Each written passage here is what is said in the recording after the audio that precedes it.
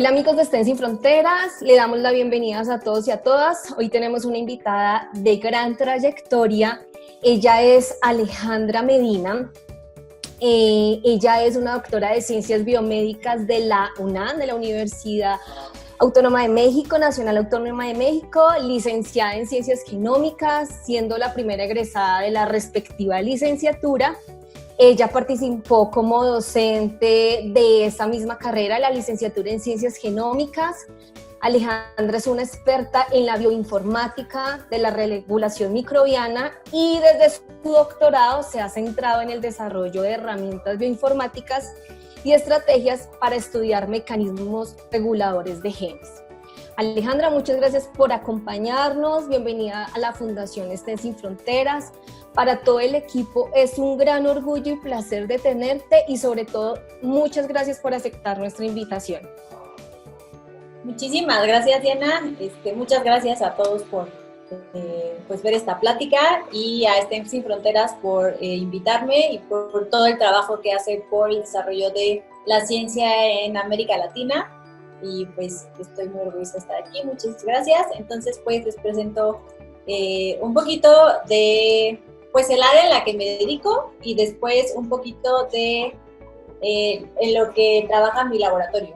Entonces, un poco para que nos pongamos en sintonía como con las cosas y luego un poco para que vean pues qué tipo de investigación se hace en esta área, ¿no? Entonces, bueno, pues como les dijeron, me llamo Alejandra, soy investigadora en la Universidad Nacional Autónoma de México, en el instituto, es un instituto aunque se llama solo laboratorio, del Laboratorio Internacional de Investigación sobre el Genoma Humano. Entonces, cierto, yo hacía cosas de casi puro bacterias, pero en el postdoc migré a humano y luego pues ya me quedé ahí, realmente hago ya menos cosas en bacterias, aunque hay como unos spin-offs. Entonces, bueno, pues yo les voy a hablar del genoma humano un poco, porque es mi herramienta de estudio.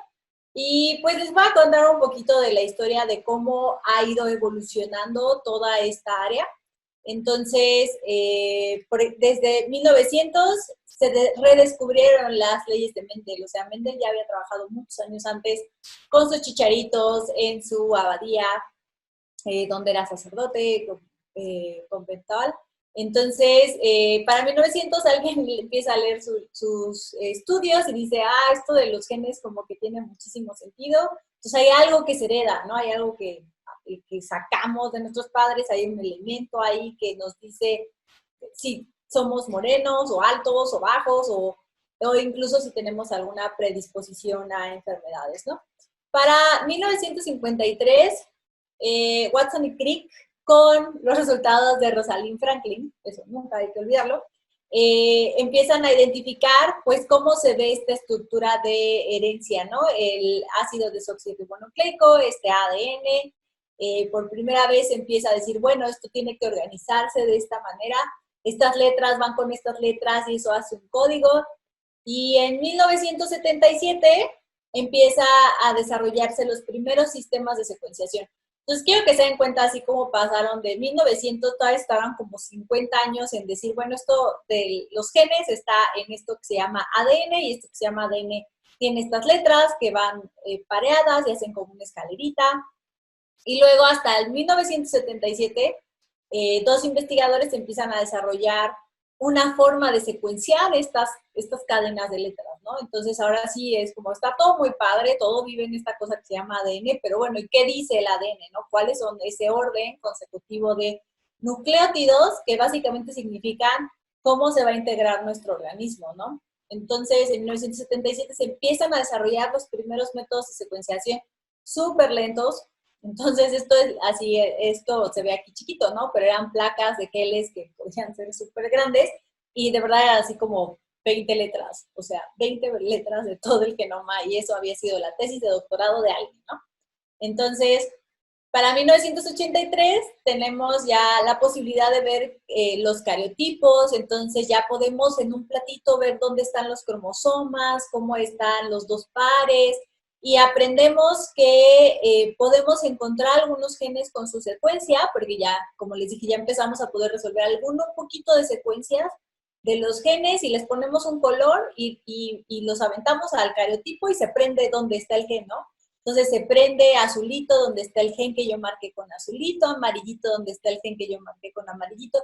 Entonces empiezo a poder ver en mi platito dónde están mis genes favoritos. Claro, la resolución es en el cromosoma, pues en algún lugar de aquí, ¿no? O sea, no es mucha, pero ya se empieza a poder ver, pues, dónde en estas secuencias, en estos cromosomas están nuestros genes.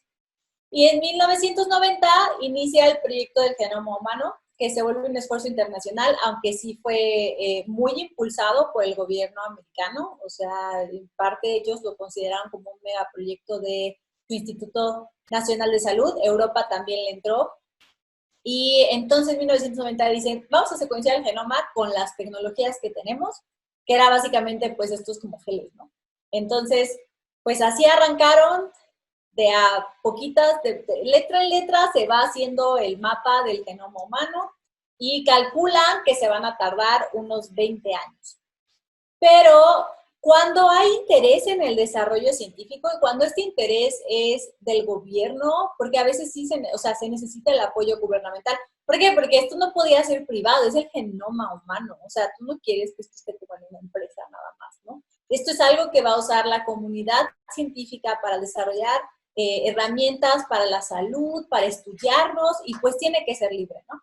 Entonces, además, algo que tuvo fue justamente pues todo el impulso económico que se le dio, o sea, sí hubo muchísima inversión del gobierno americano. Eso también hizo que la industria dijera, oh, ahí hay como algo que puedo vender, ¿no? Entonces fue la competencia de la industria por mejorar las técnicas de secuenciación. Y entonces un proyecto que se especulaba que iba a ser, pues no, pues en 20 años por ahí, el 2010, vamos a tener el primer mapa del genoma humano, pues no, fue para el 2001. Entonces la velocidad, la cantidad de inversión que hubo del gobierno inicial que impulsó que la industria invirtiera también en esta área, hicieron que el desarrollo tecnológico fuera tan rápido que en la mitad del tiempo se logró tener no una, sino dos versiones del genoma humano, porque también hubo una empresa que dijo yo también quiero, y entonces empezó a hacer su propia versión. Y entonces salen estas dos versiones, en Science, en Nature, luego se hace una especie como de merge, así de, bueno, solo puede haber una versión del genoma humano como oficial, que eso luego también entró a discusión. Entonces, para el 2001 tenemos estas versiones del genoma humano. Por fin tenemos un mapa de cómo se ven las secuencias, cuáles son las letras que componen nuestro genoma. Y la velocidad de esto fue tanta que yo les digo aquí, pues siquiera hicieron como un merge, una combinación de los dos genomas que tenían. Dijeron, así se ve el genoma humano, ¿no?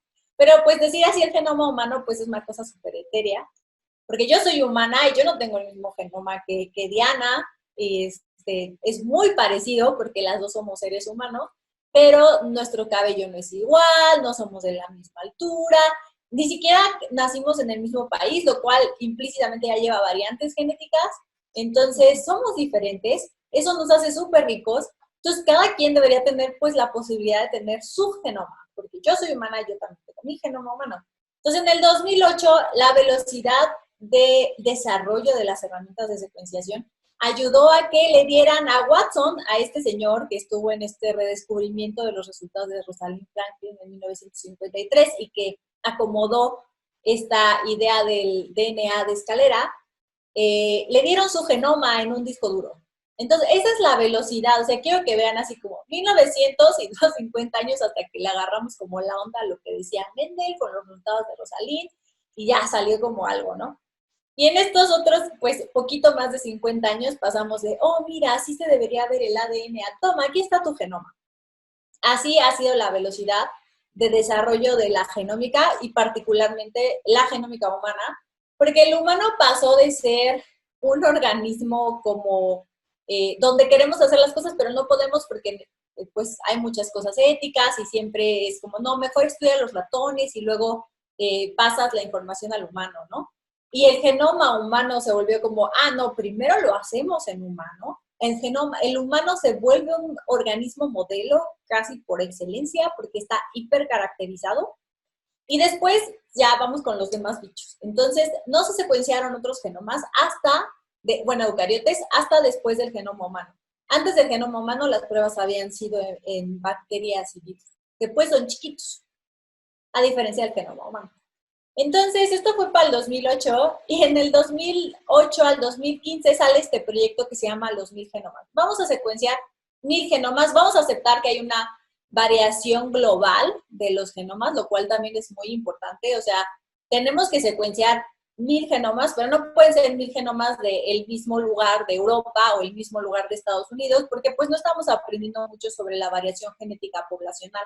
Entonces se hace una idea de, bueno, vamos a secuenciar varios de Europa, varios de Estados Unidos, pero también vamos a secuenciar gente en Latinoamérica y vamos a secuenciar gente en Asia y vamos a secuenciar gente en África para ir aprendiendo que el genoma humano no es un genoma humano, son muchos genomas humanos, hay una variabilidad poblacional riquísima, pero quiero que se den cuenta, o sea, dijeron en el 2008, del 2008 al 2015 vamos a hacer esto, pero en el 2010 fue así de, ok, el costo de secuenciación ya es tan bajo que sí vamos a seguir con lo de los 1000 genomas, que leve ya va como en 5000 genomas. Y además, UK, que Inglaterra fue de los que empezó un poco con esto de los 1000 genomas, Inglaterra dice, yo además voy a secuenciar 10,000 genomas de mi población. O sea, yo me voy a dedicar a secuenciar a mi gente ya. Entonces, eso además quiero estresar que es importante porque pues son países que se van a secuenciar y donde la gente va a tener todos estos recursos. Ya los tiene el UK Biobank, que es de los más grandes, con secuencias de muchos individuos, con registros médicos, con experimentos hechos en las células de esas personas con enfermedades raras, por ejemplo. Y tenemos que empujar a nuestros países, a nuestros gobiernos, a decir, oye, pues Inglaterra, todos los ingleses van a tener este recurso para su salud. ¿Y quién va a estudiar a los mexicanos? ¿Quién va a estudiar a los colombianos? ¿Quién va a venir así? Eso no lo podemos andar pidiendo a la comunidad internacional. Eso tiene que ser una política pública de salud, donde es importante para el desarrollo de la salud, de la medicina personalizada, conocer los genomas de nuestras poblaciones, porque además son únicos, porque el cruce cultural, étnico que hubo en Latinoamérica, ni siquiera es el mismo en Latinoamérica. En México fueron ciertas etnicidades las que se cruzaron, en Colombia otras, en Brasil otras, y no podemos andarnos prestando los datos, eso es único. Entonces, es importante desde siempre estar empujando a los gobiernos a darse cuenta de lo relevante que es el desarrollo científico, no solo por el conocimiento, que en sí es maravilloso, sino porque tiene un impacto en el desarrollo de políticas públicas de salud. Entonces, siempre hay que pedir eso, nunca dejen de pedir inversión en ciencia. Entonces, bueno, regresando a los genomas, esto es básicamente lo que sucedió durante todos estos años de desarrollo del genoma humano. El costo por secuenciación bajó de manera brutal. Entonces empezamos con cosas que era así como, ¿quieres un genoma de un bichito? Te va a costar millones de dólares. En verdad ya podemos encontrar plataformas de secuenciación que permiten secuenciar a una persona, a un humano por $1,000, que esos son como 20,000 pesos mexicanos. Entonces, pues si te sobran $1,000, te podrías secuenciar tu genoma. Entonces, ya es algo asequible, o sea, no a todo el mundo nos sobran $1,000, pero tampoco es así como que digas imposible, ¿no? Entonces, empieza a ser accesible para estos grandes proyectos de 10,000 genomas, porque pues no es lo mismo cuando te costaba $1,000,000 un genoma que dices, bueno, pues con $10,000 ya se consigue 10,000 personas, ¿no? O sea, bueno, $100,000. Entonces, empieza a haber esa evolución y por eso ahora hay tantos proyectos de secuenciación, porque los costos han bajado muchísimo. Y en verdad no han bajado más porque entre las compañías ya no es competencia bajar los precios. O sea, ya se como asentaron. Necesitan un empujón, una exigencia nueva para decir, voy a bajar todavía más mis costos. Pero ya está muy accesible. Y entonces también empieza a haber en Latinoamérica un desarrollo más hacia la genómica, porque por fin podemos pagar los precios de hacer genómica. Entonces eso también nos involucra un poco más ya en estas áreas. Y empiezan a crecer los datos publicados de genómica de manera brutal. Entonces, esto es más o menos una gráfica del 2000 al 2010 de la cantidad de datos que se depositaban en bases de datos. Las bases de datos son lugares en internet, un poco en esto de la nube, donde están los datos depositados. Si yo genero secuencias porque quiero aprender cuál es el metagenoma del intestino de las mariposas monarcas y secuenció todos los bichos que viven en el intestino de la mariposa monarca por obligación. Eso es una obligación si yo lo quiero publicar en un artículo científico, lo tengo que poner en una de estas bases de datos. ¿Por qué? Pues porque el gobierno ya pagó por esos datos, un gobierno, el que sea, ya pagó por esos datos, es de la población, es de la sociedad en general. Entonces, lo tengo que hacer libre. Entonces, estas bases de datos, donde están todos estos datos libres de secuenciación, básicamente explotaron. O sea, fue así como, así, un poquito de datos cada año y de repente fue así como, oh, diablos, tenemos 45,000 datasets nuevos. Y tenemos que organizarlos porque no todos son de los mismos, unos son de regulación, otros son de expresión de genes, otros son de genotipados de personas o de organismos de la biodiversidad, ¿no? Entonces, todo esto se empieza a poner, pues, súper interesante porque los que hacemos bioinformática, que es mi caso, yo no hago experimentos, yo no genero estos datos, pues puedo ir ahí a ver qué hay. Y entonces saco lo que me gusta y aprendo cosas nuevas porque me hago preguntas distintas combinando datos de diferentes personas. Entonces también abre todo este nuevo campo de análisis computacionales de estos datos. O sea, vamos a minarlos, vamos a ver qué más le sacamos, porque el autor original solo se preguntó una cosa. Si yo combino estos datos con estos datos y estos datos, me puedo preguntar otras 4. Entonces, ahí empieza a ser más mi ingenio, que a mí se me ocurran preguntas interesantes con datos que alguien ya hizo, pues vamos a aprovecharlos, ya los pagaron. Entonces, como les decía, me dedico al genoma humano. Entonces les voy a contar un poquito, pues nada más así, repasito de cómo está compuesto el genoma humano. Entonces, el genoma humano nos acordamos como cualquier genoma, todos están hechos de ADN igualito. Lo único que cambia es un poco su organización. Entonces, todos tienen estas letritas que se parean, timina, adenina, guanina, citosina, en esta doble hélice que se compacta. Y ese compacta es súper importante para los organismos superiores que tienen genomas grandotes como el nuestro. Hay otros más grandotes, algunas plantas nos llevan de calle y tienen genomas gigantes, ¿no? Pero todo esto tiene que caber en el núcleo, ¿no? Entonces, recuerden, compactar, súper importante, va a ser muy importante para justo lo que hace mi laboratorio. Entonces, tenemos 23 pares de cromosomas. Estos 23 pares de cromosomas se componen de 3,000 millones de pares de bases, o sea, de estas pares, eso es como contamos, esto es una par TA, esto es un par CG y esto es un par AT. Entonces, básicamente letras.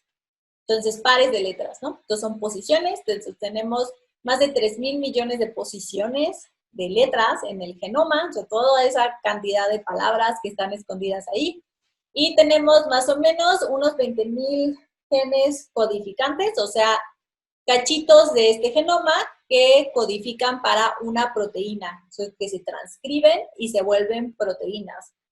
Y pues más o menos se calcula que son 20,000, va a cambiar un poco dependiendo del desarrollo, obviamente. En general lo que ha ido es bajando el número, porque van aprendiendo que algunos genes pues eran proteínas pues, muertillas que ya no sirven, ¿no? Entonces las quitan. Ok. Por otro lado, entonces, bueno, aquí más o menos es un esquema de, bueno, aquí tenemos un gen que hace esta proteína, aquí tenemos este otro gen que hace esta proteína y aquí tenemos este otro gen que hace esta proteína. Esas 3 proteínas se unen y forman esta estructura que es una enzima que ayuda a sintetizar algo, ¿ok? Entonces, todo está codificado dentro de nuestro genoma y está súper padre. Esos 20,000 genes hacen un montón de cosas y gracias a eso estoy respirando ahorita, ¿no? Pero les vengo a decir que solamente el 2% del genoma humano es codificante. O sea, solo el 2% de todas esas letras codifican para proteínas. Las demás no codifican para proteínas. Entonces, cuando yo empecé a estudiar me decían, es que es DNA basura. Y entonces ustedes se imaginan el genoma humano colectando basura durante siglos y replicándolo y gastando un montón de energía cada vez que se copia para hacer una célula nueva. No tiene mucho sentido, ¿no? Como, ¿por qué? ¿Por qué haría eso? Es termodinámicamente inestable, o sea, no gana nada, es un montón de energía replicando todo ese DNA basura. Y entonces descubrieron que no era basura. ¿Y cómo lo descubrieron? Pues empezaron a poner contexto evolutivo. Entonces yo les dije, secuenciaron el genoma humano, aquí están los 2 papers del genoma humano, pero luego secuenciaron el ratón, la rata, el pollo, el oposum, que nosotros le decimos tlacuache, el perro y el macaco. Y entonces empiezan a compararlos y se dan cuenta que hay mucho de ese DNA basura, no todo, pero mucho, se conserva. Entonces, no solamente como que el genoma humano estuvo recolectando basura, la basura está conservada, entonces no puede ser basura. Eso es evolución, una presión selectiva, algo hizo que eso se quedara guardado después de millones de años de separarnos de los macacos, de separarnos del opossum, entonces no puede ser basura. Entonces, recientemente ha habido más experimentos y este genoma no codificante se predice que el 80% tiene alguna interacción biológica, es decir, se modifica, alguna proteína se para ahí, se pega ahí, algo hace, hay alguna interacción. Y se prevé que la mayor parte de este genoma tenga funciones de regulación sobre los genes que producen proteínas. Entonces, van a aprender y apagar esos genes que producen proteínas. Entonces, este genoma regulador también se le conoce como epigenoma, y aquí es donde la compactación entra mucho en juego, porque el ADN necesita compactarse para caber dentro del núcleo. Eso lo hace usando unas pelotitas de proteína que se llaman histonas. Entonces, en esas pelotitas se enreda el DNA y luego esa pelotita con otra pelotita se va enredando y se va compactando. Si yo compacto mucho, no hay forma en la que se puedan expresar los genes que están ahí, está cerrado. Ese DNA está como oculto, como My Precious con volumen, así como que nadie lo toca. Pero si se suelta poquito, entonces ya puede expresarse, la ARN polimerasa puede entrar y hacer RNA mensajero, y entonces se pueden prender los genes, se pueden hacer las proteínas. Entonces, las histonas, súper importantes. Otra cosa que es súper importante es que hay unas proteínas que se llaman factores transcripcionales. Esas les encanta buscar palabras en el genoma y pararse en ellas.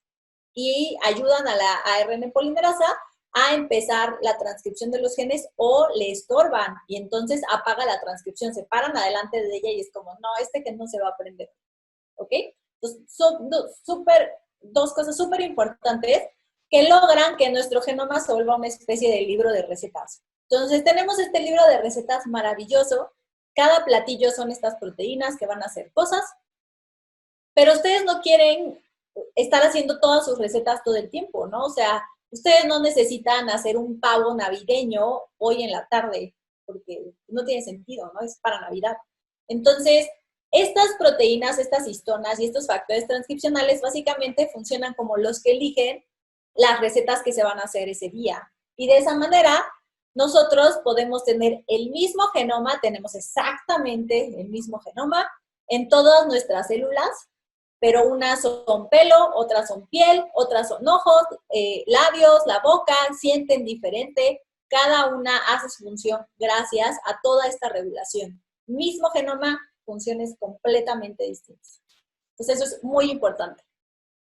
Y ahora, para agregarle, nosotros, como les decía, tenemos este genoma maravilloso, genoma humano, pero tenemos pequeñas diferencias entre nosotros, ¿no? Y esas se llaman variantes genéticas. Entonces, tenemos variaciones. Antes les gustaba decirles mutaciones, pero eso la verdad suena como a los hombres X y no es como que yo tenga superpoderes que Diana no tenga. Simplemente tenemos algunas variantes o unas letras que son distintas. Entonces, se llaman variantes genéticas. Y entonces, bueno, aquí ven a 3 personas. Este señor tiene una A, este tiene una G y esta tiene una T en esta posición. Pero puede significar cosas, puede estar asociado a cómo soy o puede no significar nada. Algunas hemos ido entendiendo que significan enfermedades. Entonces, esta es una base de datos de estas variantes genéticas que se ha probado que tienen que ver con alguna enfermedad. Entonces, quiero mostrarles que casi todas están asociadas a función de proteínas. ¿Y por qué? Porque las proteínas las entendemos muy bien. Llevamos años y años tratando de entenderlas y de hecho creo que las entendíamos mejor que el ADN antes del ADN. Entonces, ha sido más fácil decir, bueno, cuando yo cambio esta letra, este aminoácido se vuelve codón de paro y se murió. Entonces, eso es muy fácil, pues se murió la proteína, se murió la proteína. Si la cortaste a la mitad, pues no sirve, ¿no? O si cambiaste un aminoácido hidrofólico por uno hidrofílico, pues ya se volteó la proteína, ¿no? Entonces, tienes idea de cómo afecta, es muy claro el impacto. Entonces, esas son las que mejor entendemos. Si tú tienes una mutación aquí y esa proteína ya no se va a poder doblar, pues entendemos por qué tienes una enfermedad, ¿no? La interpretación no es tan difícil. No digo que sea fácil, hay unas difíciles, pero en general son más sencillas que la parte de regulación. Entonces, casi todo lo que entendemos que causa enfermedades está en proteínas. También tenemos rearreglos complejos, que esto es básicamente como le quité una pata a este cromosoma y se la puse en el otro, o sea, cosas un poquito extremas que dices, bueno, sí puedo entender por qué hay una enfermedad, o sea, evidentemente hubo una catástrofe genética y podemos entender las causas. Y sin embargo, se dan cuenta, son súper poquitas las variantes que entendemos que son reguladoras, o sea, que afectan a estas histonas y factores transcripcionales que tenían que decir que algo se prendiera o se apagara. Y es porque entender esta parte no es tan fácil. A pesar de que casi todo el genoma es no codificante, realmente las variantes genéticas que entendemos están solo en la zona codificante. Y ahora me voy a pasar a las variantes que sabemos que están asociadas a algo, pero no necesariamente que son causales. Estas son causales, estas que les presenté aquí son cosas que ya entendemos que sí causan enfermedades y cómo las causan, o sea, sabemos mecanismos. Pero recientemente, yo creo en los últimos 20 años, hizo boom un estudio que se llama estudio de asociación genética. Entonces, en este, tú lo que haces es asociar las variantes diferentes entre personas con una enfermedad o con una característica y las comparas. Dices, ah, bueno, casi todas las personas que tienen Alzheimer tienen una A aquí, mientras que los que no tienen una C. Y entonces dicen, ah, la A está asociada a tener Alzheimer. Pero no te voy a explicar cómo, porque eso hasta ahí casi llegan todos esos estudios. Te voy a decir, esto está asociado a, pero la causalidad del mecanismo molecular, eso no.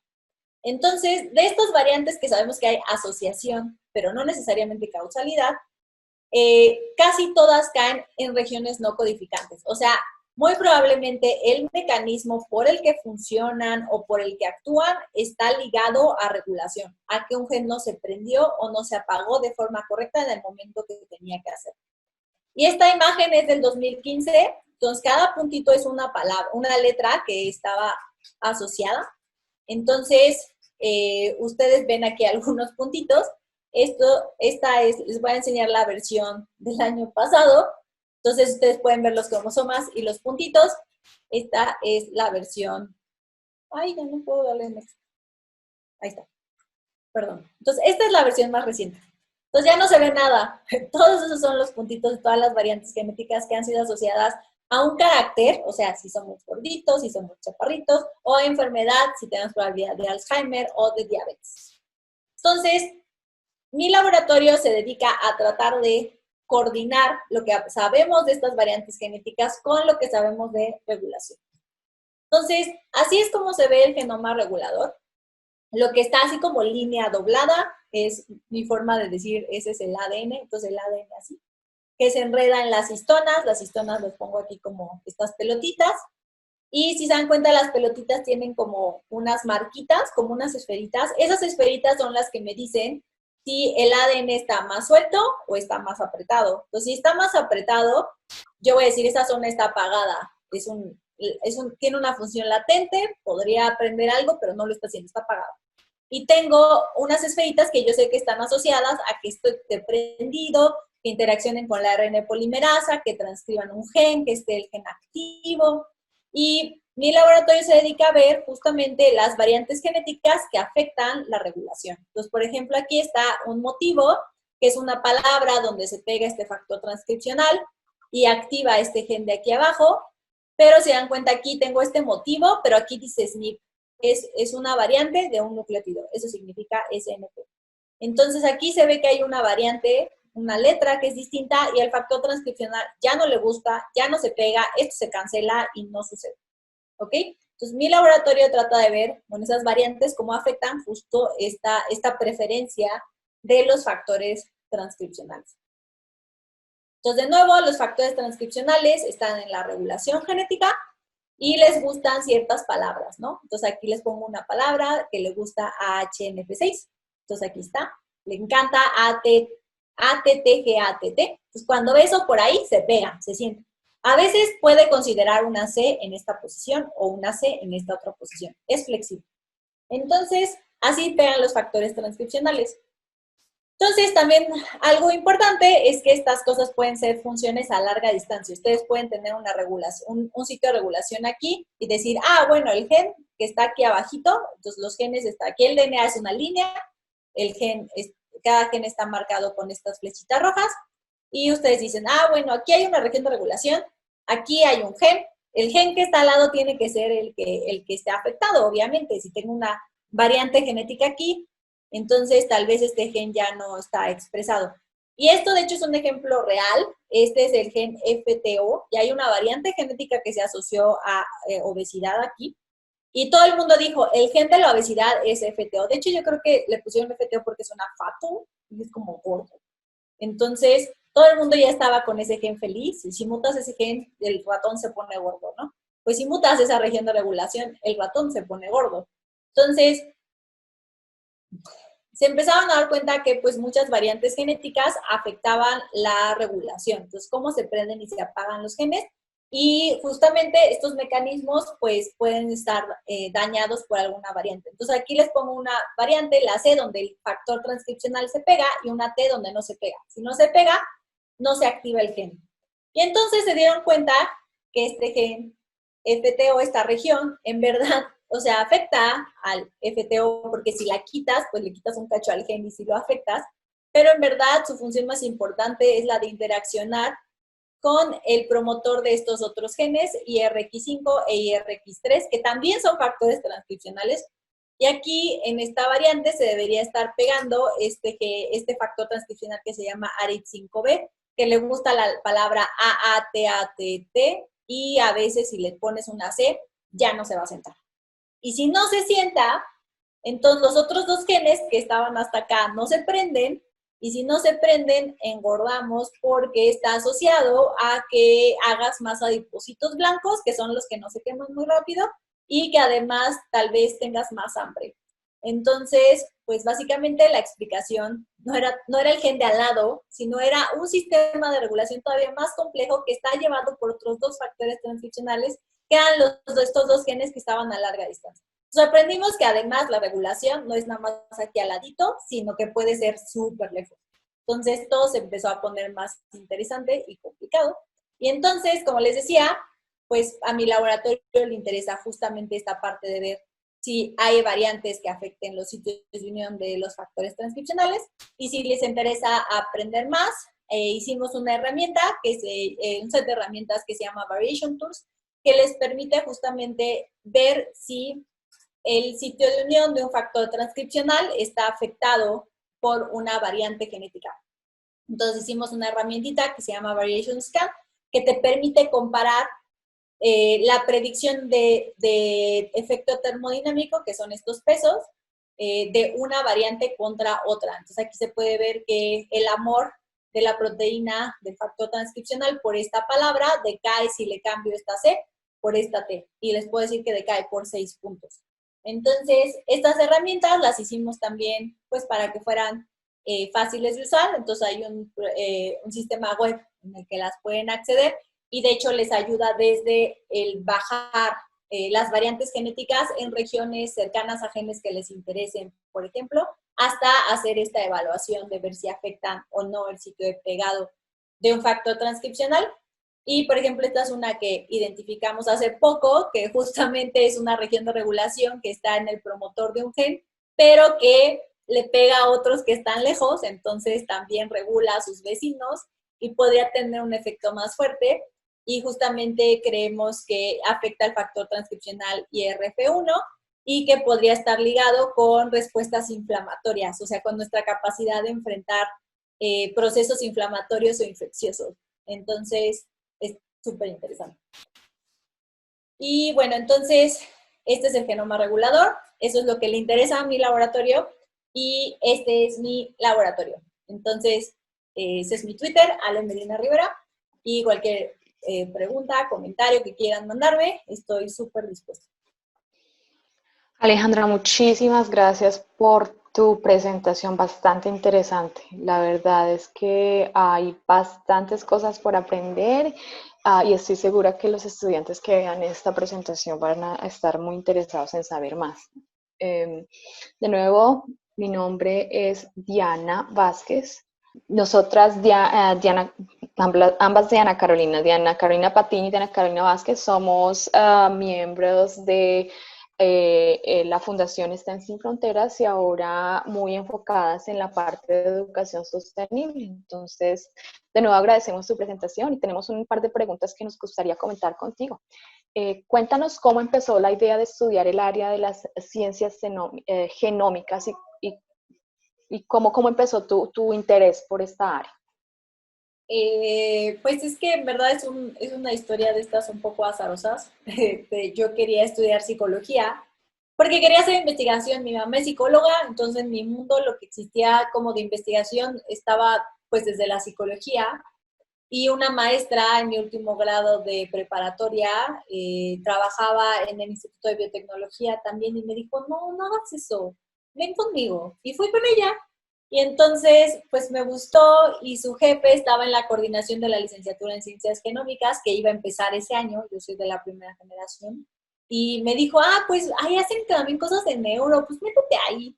Y dije, bueno, sí, se ve que hay matemáticas, me gustan las matemáticas, yo quería seguir usando mi calculadora, sí, yo amaba mi calculadora. Y entonces dije, pues sí, voy a estudiar ciencias genómicas. Y así llegué a genómicas. Y me ha encantado, creo que fue la mejor decisión que tomé. Quiero hacerte otra pregunta, Alejandra. ¿Qué tan importante han sido tus mentores en tu carrera profesional? Sí, pues sí ha sido muy, muy, muy importante desde siempre, o sea, los mismos profesores de ciencias en las escuelas, que de hecho dije profesores, pero eran profesoras. Yo en verdad casi tuve puras maestras, mujeres, en química y biología particularmente.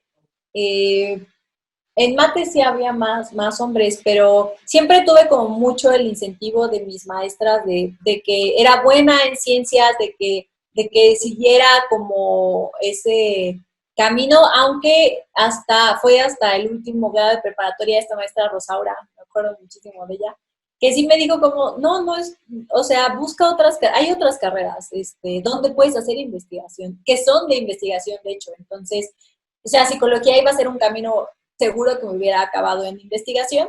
Tengo colaboradores psicólogos que hacen investigación, pero he sido muy distinto y no sé cómo hubiera llegado a ser bioinformática, por ejemplo, ¿no? Que este análisis de genomas, pues desde psicología hubiera sido un camino un poco intrincado, entonces sí me ayudó mucho justo que Rosa ahora me dijera, busca hay otras áreas de investigación que tal vez no has visto.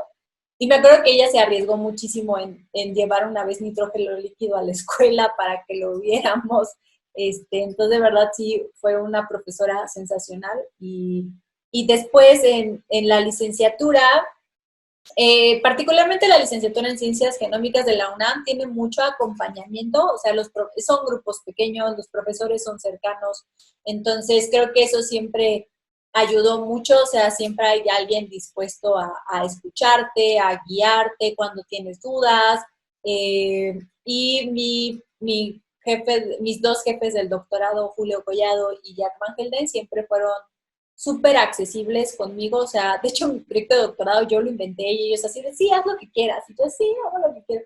Y ellos siempre estaban ahí para cuando ya me atoré, ¿no? O sea, porque obviamente me atoré, porque ellos eran súper lindos y trataban de guiarme y decir como, pero pues obviamente uno es estudiante y dice, yo me la sé más fácil, y entonces así de, bueno, me voy a esperar aquí estoy para cuando te des cuenta que así no era, ¿no? Pero te dejan equivocarte con moderación, ¿no? Tampoco que te quedes ahí dando vueltas a lo baboso, ¿no? Entonces, eso me gustaba mucho de ellos.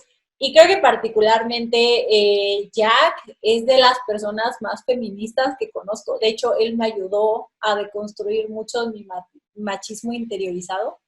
Entonces, para mí eso fue también muy importante porque en el área de bioinformática sí hay una fuerte mayoría de hombres. Está cambiando, se ve cómo va cambiando, pero mi primera conferencia de bioinformática eran casi puros hombres. Y pues siempre como que cuando te ves rodeada de hombres y eres como más chiquita, y sientes así como que te van a comer.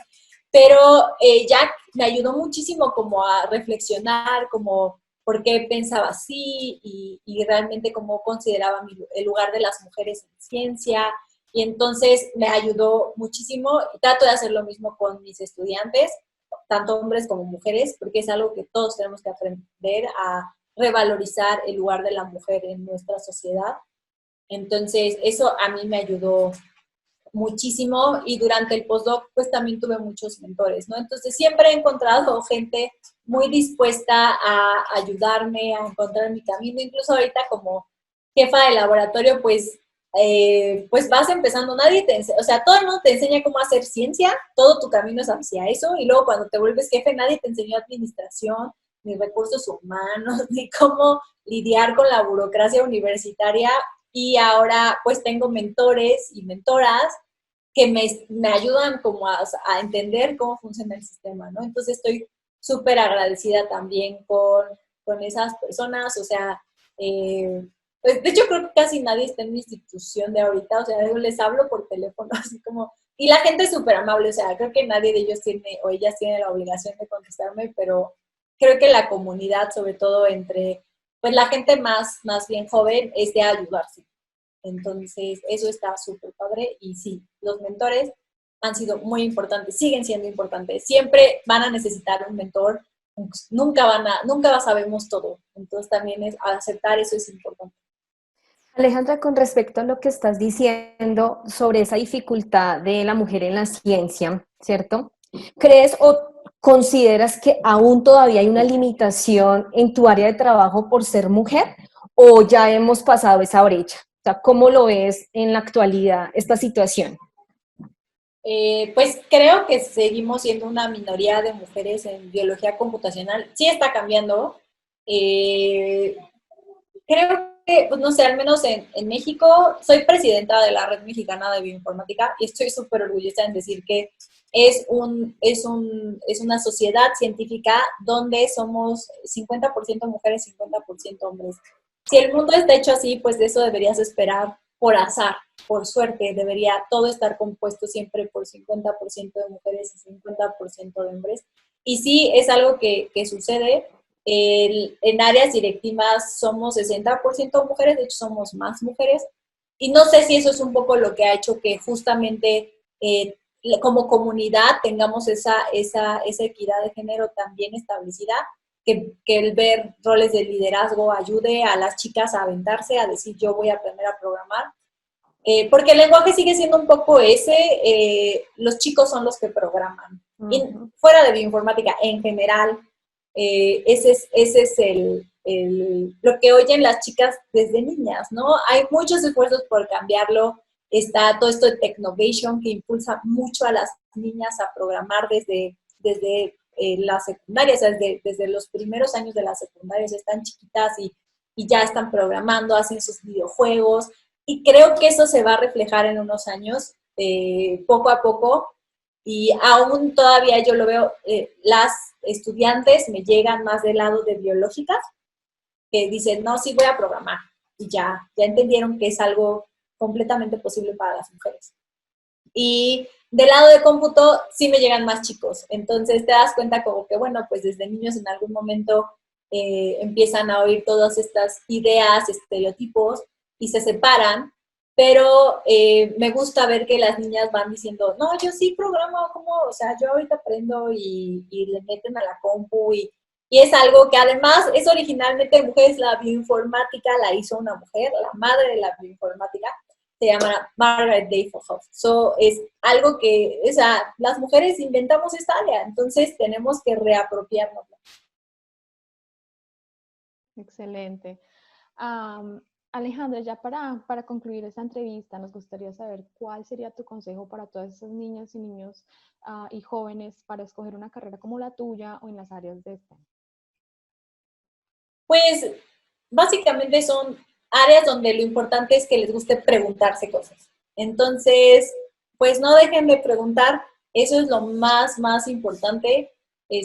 No hay preguntas tontas, en serio, y si alguien les dice que su pregunta es tonta, pues no les hagan caso, la persona que no pregunta en general son las que no son tan inteligentes. Entonces, pues busquen el área que les guste, acérquense a personas que sepan un poco de esa área. Por ejemplo, a mí sí, mi papá es administrador de empresas, mi mamá es psicóloga, y mi mamá hizo un poco de investigación cuando estaba en la UNAM, pero realmente no se dedica a eso, ya tiene su práctica privada y da terapia. Y mi papá, pues es administrador de empresas, no sabe nada de investigación. Entonces también por eso mi camino, de repente a mí la que me rescató, pues es Rosaura, que me enseñó esta área, ¿no? Entonces, si les gusta la biología, hablen con sus maestros de biología, pregunten cómo se puede llegar a estudiar, si les gusta la química, el de química o la de química. Acérquense a esos profesores porque conocen más gente, ellos estudiaron esas carreras y pueden ver diferentes expectativas también de laborales, porque por ejemplo yo hago investigación, ¿no? Pero la genómica, o sea, yo tengo compañeros que están en la industria y ganan más que yo. Entonces, es un buen camino y es un camino posible. O sea, yo no podría contarles cómo se hace el trabajo en industria, pero conozco a alguien que está en industria y los puedo poner en contacto con esa persona. Entonces, pregúntenle a sus maestros, tal vez su maestro no hace exactamente lo que ustedes quieren, pero conoce a alguien que sí. Entonces, sí acérquense a esa gente para que puedan agarrar otras perspectivas, sobre todo si en su familia la investigación es algo más o menos nuevo. Entonces, acérquense a sus profesores. Bueno, Alejandra, no siendo más, esto ya es todo pues por hoy. Muchísimas gracias por haber aceptado la invitación, por darnos a conocer tu trabajo, de verdad, excelente, muy importante pues para que los niños, los chicos empiezan a conocer esa área porque la biología tiene muchas ramas, ¿sí? Y pues la bioinformática no, pues no es como tan directo en las escuelas. Pero entonces te agradecemos mucho y no. Quedamos para nuevamente una próxima oportunidad. Claro que sí, muchísimas gracias Diana y Diana. Mucho gusto conocerlas y pues gracias a Sin Fronteras por la invitación, con gusto y estamos en contacto.